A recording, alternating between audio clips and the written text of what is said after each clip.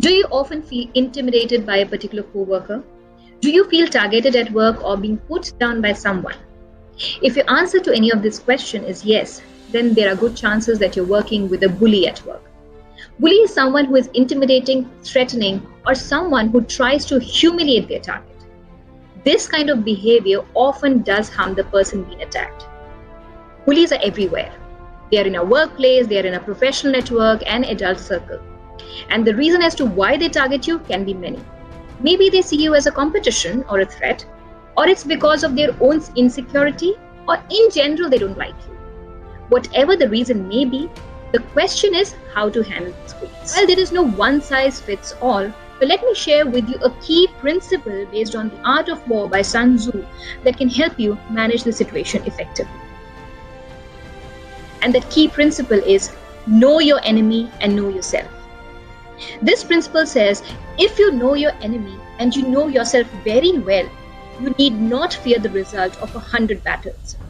If you know yourself very well, but you do not know your enemy that much, then for every victory gained, you will suffer a defeat or a loss.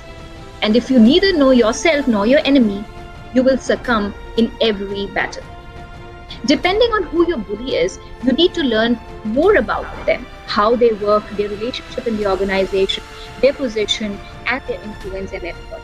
Learn everything about them before you plan to defeat them.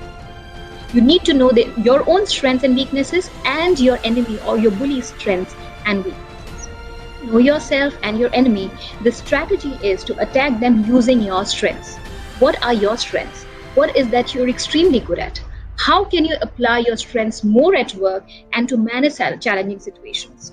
And how can you attack on areas where your enemy or your bully is weak? That is why knowing yourself and knowing your enemy is the key.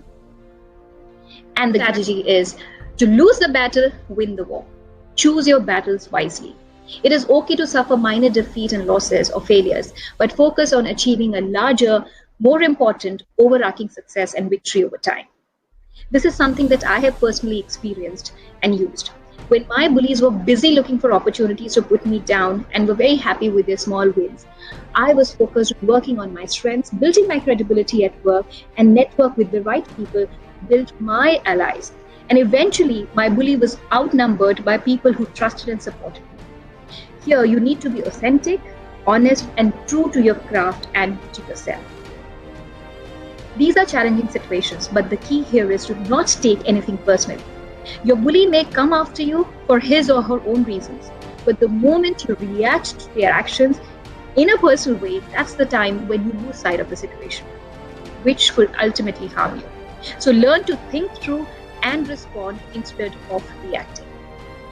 The only way you can beat your bullies is to rise above, lift your head, and remind yourself that you will not allow any bully to control you, your actions, or your life.